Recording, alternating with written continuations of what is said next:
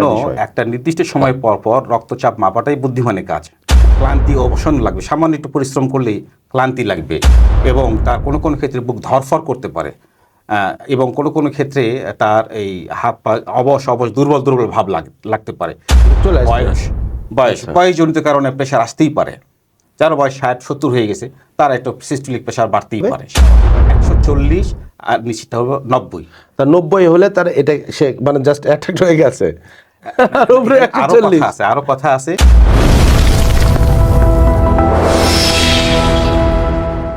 শুকরিয়া আদায় করছি মহান আল্লাহ তাআলা যিনি আমাদের সুস্থ রেখেছেন। অত্যন্ত গুরুত্বপূর্ণ স্বাস্থ্য বিষয়ক একটা প্রোগ্রাম আমরা শুরু করেছি। আজকের প্রোগ্রামে আমার অতিথি আছেন doctor Joynal Abedin Jewel, specialist cardiology, সহকারী অধ্যাপক। আপনি কেমন আছেন? জি ধন্যবাদ, অসংখ্য ধন্যবাদ আপনাকে, আল্লাহ তাআলাকে অসংখ্য শুকরিয়া। ভালো আছে। প্রিয় দর্শক, আসলে আমরা যেহেতু কার্ডিয়াক পার্টার সহকারী অধ্যাপক, দীর্ঘদিন থেকে আসলে তার কর্মজীবনের পরে এই পেশেন্টটাই সে দেখছে। তো আজকে আমরা যে বিষয়ে আলোচনা করব সবচেয়ে একটা গুরুত্বপূর্ণ বিষয়, সবচেয়ে, এবং এইটাকে বলে সাইলেন্ট কিলার বলা হয়, মানে আত্মঘাতী একটা রোগ বলা হয়, এবং আসলে এটা ডেফিনেশন ভয়াবহ ডেফিনেশন। এটাকে কীভাবে আমরা সহজ করতে পারি, এটাতে কীভাবে বাঁচতে পারি নিশ্চয়ই বুঝতে পেরেছেন আপনারা। আসলে হাইপার টেনশন অথবা উচ্চ রক্তচাপ, এই বিষয় নিয়ে আজকে আমার গেস্ট যিনি আছেন doctor Joynal Abedin Jewel, cardiologist specialist, তিনি কথা বলবেন। প্রথমে আসলে আমরা জানতে চাই যে আসলে মানে এই রোগটা আসলে কি? আচ্ছা, ধন্যবাদ রাসেল। হাইপারটেনশন ইংরেজি শব্দ, বাংলা আমরা সহজে বলি উচ্চ রক্তচাপ।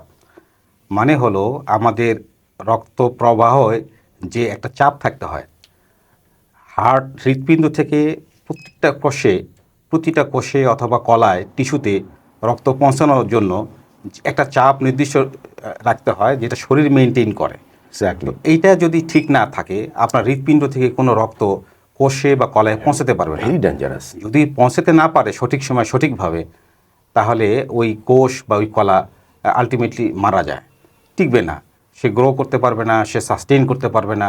তো সুতরাং একটা নির্দিষ্ট চাপে শারীরবৃত্তীয়ভাবে একটা চাপ হৃৎপিণ্ডকে তৈরি করতে হয়। যদি এই চাপটা স্বাভাবিকের চেয়ে বেশি হয়ে যায়, যেটা ক্ষতিকারক, এটাকে আমরা উচ্চ রক্তচাপ বলি। আসলে এই যে আমরা সেকেন্ড অপশনে যেতে চাই, সাইলেন্ট কিলার কেন বলা হয় এটাকে? কারণটা হলো উচ্চ রক্তচাপের নিজস্ব কোনো লক্ষণ নেই। ওর নিজেরই লক্ষণ নেই, ও নিজেরই লক্ষণ, ও নিজেই জানে না আসলে কি। হ্যাঁ, কারেক্ট। সাধারণত দেখা যায় যে মনে করেন যে 120/80 কারো রক্তচাপ, যদি কোনো কারণে স্লোলি বাড়ে 150-60 যদি হয়ে যায়, তার কোনো লক্ষণ থাকতে নাও পারে, এবং 95% ক্ষেত্রে কোনো লক্ষণ থাকে না। অল্প কিছু ক্ষেত্রে লক্ষণ থাকে। যদি রক্তচাপ তীব্র আকার হয়ে যায়, 200-220 হয়ে যায়, অথবা রক্তচাপজনিত কারণে কোনো অঙ্গ প্রত্যঙ্গের ক্ষতি হয়ে যায়, তখন একটু লক্ষণ আসতে পারে, নাও পারে। তারপরে সায়েন্স তো আসলে তৈরি করেছে, কিছু লক্ষণ তো আছেই, কিছু লক্ষণ তো থাকবেই। যেহেতু আসলে আপনারা অনেক রিসার্চ করছেন, এখন চিকিৎসা বিজ্ঞান অনেক উন্নত হয়ে গেছে, এই লক্ষণগুলো আসলে যদি দর্শক আপনার মাধ্যমে জানতে পারে, তাহলে তারাও তো সেফ হইতে পারবে। জাস্ট কিছু আসলে কী লক্ষণ জাস্ট সাধারণত? এখন একটা কথা প্রচলিত আছে যে prevention is better then the cure, প্রতিরোধী উত্তম। এক্স্যাক্টলি, এটা এই জন্য একটা নির্দিষ্ট সময় পর পর রক্তচাপ মাপাটাই বুদ্ধিমানের কাজ। যদি আপনি স্বতঃস্ফূর্তভাবে রক্তচাপ রেগুলার মাপেন, নিয়মিত মাপেন, আবার অসুস্থ হয়ে যায়, ভয় পেয়ে যায়। ঠিকই বলছে। আসলে ভয় থেকে বাঁচার জন্যই কিন্তু রক্তচাপ মাপা, এটা স্বতঃস্ফূর্তভাবে মাপা। যেমন মানুষ ওজন মাপে, যেমন মানুষ নিজের জামা কাপড় বানাতে যায়, সেক্ষেত্রে নিজের শরীরের মাপটাও কিন্তু দেখে। এদের মধ্যে প্রচলিত আছে, বা কে কত ফুট লম্বা হলো, কে কত ফুট মানে উচ্চতা ধারণ করলো। দেখবেন যে হাই স্কুল কলেজে সে 5 ফুট 10 ইঞ্চি, হ্যাঁ আমি 5 ফুট 10 ইঞ্চি, 5 ফুট 3 ইঞ্চি, এটা মাপতে কিন্তু মানুষ ভয় পায় না, বড় উৎসাহী হয়। নিজের ওজনটা কতখানি এটাও ভয় পায় না। তেমনিভাবে শরীরের বিভিন্ন অঙ্গ প্রত্যঙ্গের একটা শারীরবৃত্তীয় কাজগুলো আছে, ফাংশনগুলো আছে, এটা মাপা উচিত। মাপলে সে অরিজিনালটা জানতে পারবে। এটা মানে লক্ষণগুলো আমি জানতে চেয়েছিলাম আসলে। প্রিভিয়াস বলেন বা কিছু লক্ষণ বুঝলে সে বুঝবে একটা পেশেন্ট যে আমি এটাতে অ্যাট্রাক্ট হয়ে গেছে, বা আমার উচ্চ রক্তচাপ এটা আমার শরীরে বাসা বেঁধেছে, এই ধরনের কিছু লক্ষণ। এটা ইন জেনারেল সাধারণ কিছু লক্ষণ আছে।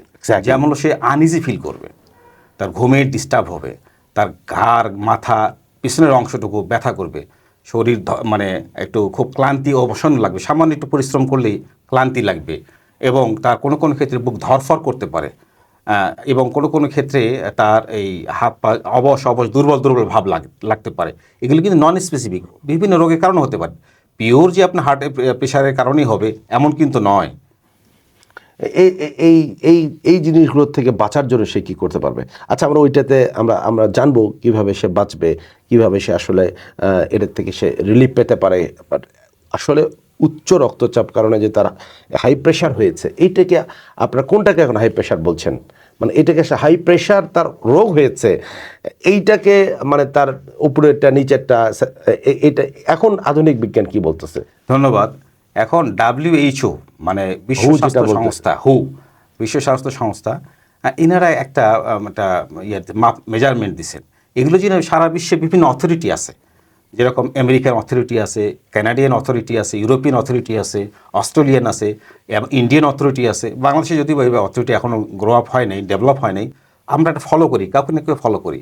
তো সাধারণত 140/90 যদি পার হয়ে যায়, তখনই আমরা উচ্চ রক্তচাপ হিসাবে শনাক্ত করে থাকি, প্রোভাইডেড দ্যাট এটা হতে হবে দীর্ঘস্থায়ী। দেখলো যে ওভার 3 মান্থ, ওভার 6 মান্থ কারো রক্তচাপ যতবারই মাপতেছে 140/90 উপরে থাকছে বিভিন্ন সময়ে নির্দিষ্ট পদ্ধতিতে, তখন তাকে উচ্চ রক্তচাপ হিসাবে আমরা মার্ক মানে করে আমাদের জন্য সহজভাবে বসার জন্য তাহলে নিচেরটা কত হবে? 140 আর নিচেরটা হবে 90। তার 90 হলে তার এটা সে মানে জাস্ট অ্যাট্রাক্ট হয়ে গেছে। আর উপরে 140। আরো কথা আছে। সর্বশেষে 2025 সালে বিভিন্ন গাইডলাইন এখন কথা বলছে না, আমরা 140/90 রাখতে চাই না। এইটা যখন আমেরিকানরা ওরা বলে যে 130/80 পার হলেই প্রি হাইপারটেনশন অথবা হাইপারটেনশন হিসেবে তারা লেভেল করতেছে তারা। তো অ্যাকচুয়ালি যেটা আমি সুস্থ আছি সেক্ষেত্রে 120/80 নিচে থাকাটাই বুদ্ধিমানের কাজ, রাখাটাই বুদ্ধিমানের কাজ। আচ্ছা আচ্ছা, বয়স ভেদে, এখন বয়স ভেদে যেটা একটা ছোট বাচ্চার কি হাইপার টেনশন মানে তার কি উচ্চ রক্তচাপ হতে পারে কি পারে না, বয়স ভেদে একটা রেঞ্জ আছে কি? ডেফিনেটলি কারণ অনেকেই যাদের 16 বছর পূর্ণ হয়েছে বা 16 বছর পার হয়েছে তাদের ক্ষেত্রে অ্যাডাল্ট হিসেবে আমরা পরিগণিত করে থাকি। যা 16-র নিচে যারা, এদের পেডিয়াট্রিক হাইপারটেনশন, এদের নির্দিষ্ট একটা মাপ আছে, একটা চার্ট আছে, ওই চার্টের উপরে তার ওজন, উচ্চতা, প্রেশার এগুলো ফেলিয়ে আমরা এটা মানে এটা কি বডি স্ট্রাকচারের উপর, মানে অ্যাটলিস্ট তাকে তার এই রোগে বাসা বেঁধেছে কিনা অবশ্যই একজন কার্ডিওলজিস্টের কাছে গিয়ে জি তাকে কনফার্ম হতে হবে। শিশু কার্ডিওলজিস্ট হতে পারে, মেডিসিন স্পেশালিস্ট হতে পারে, পেডিয়াট্রিক মেডিসিন স্পেশালিস্ট হতে পারে, অথবা কার্ডিওলজিস্ট হতে পারে, যার কাছে গেলে এই জিনিসটা উনি বুঝতে পারবেন। আসলে আমরা দেখছি যে দীর্ঘদিন প্রেশারের কারণে, হাই প্রেশারের কারণে বিভিন্ন ডিজিজে আক্রান্ত হচ্ছে। প্রেশার তো একটা প্রেশারই, এরপর অনেকে কিডনি, চোখ বা প্যারালাইজড। আসলে কি কি ধরনের এই ঘটনাগুলো আসলে কেন ঘটে, হট করে দেখা যাচ্ছে এই ঘটনাগুলো ঘটে, এটা দর্শক আসলে যদি জানা আমার মনে হয় উপকৃত হবে। শিওর, তার আগে আমাকে জানতে হবে যে প্রেশারটা কেন হয়। Right right, exactly. প্রেশারটা হয় দুইটা কারণে। একটা প্রাইমারি, যেটার কারণ আজ পর্যন্ত আমরা জানি না। আরেকটা হলো যে না, নির্দিষ্ট কারণেই প্রেশার হচ্ছে। নির্দিষ্ট কারণে প্রেশার হচ্ছে, বিভিন্ন রোগ আছে, এদেরকে সেকেন্ডারি হাইপারটেনশন আমরা বলে থাকি। যেমন তার এন্ডোক্রাইন ডিজিজ আছে বিভিন্ন ধরনের, যেমন তার কিডনির ডিজিজ আছে, যেমন তার রক্তনালীর নির্দিষ্ট কিছু ডিজিজ আছে, এদের কিন্তু সেকেন্ডারি কজ হতে পারে হাইপারটেনশন। এটা কিন্তু আপনার ফিজিশিয়ান সহজেই ফাইন্ড আউট করতে পারে। আরেকটা হলো যে কোনো কারণে নির্দিষ্ট একটা কারণ খুঁজে পাচ্ছি না, তখন আমরা প্রাইমারি হাইপারটেনশন বলে থাকি। এই যে নির্দিষ্ট কারণ খুঁজে পাচ্ছি না, এটার কিন্তু আবার একাধিক সম্ভাব্য কারণ আছে। এর সংখ্যা প্রায় 20-এর অধিক সম্ভাব্য কারণ আছে। যেমন তার লাইফস্টাইল, আরও অধিক। যেমন লাইফস্টাইল, মানে যেমন হলো ওজন। মেজর না, এটা মেজর না, এইটা কন্ট্রিবিউটিং ফ্যাক্টর বলি আমরা। আচ্ছা, প্রেশার ডেভেলপ করার জন্য তার কন্ট্রিবিউটিং ফ্যাক্টর। আচ্ছা আচ্ছা, একটা ফ্যাক্টর আছে এটা মডিফাইবল, আচ্ছা, মডিফাই করা যায়, পেশেন্ট নিজেই মডিফাই করতে পারে। আরেকটা হলো যে না, পেশেন্ট নিজে মডিফাই করতে পারে না, এটা তার গড গিফটেড। যেমন তার বয়সজনিত কারণে প্রেশার আসতেই পারে। যার বয়স 60-70 হয়ে গেছে, তার একটা সিস্টোলিক প্রেশার বাড়তেই পারে, স্বাভাবিক এটা।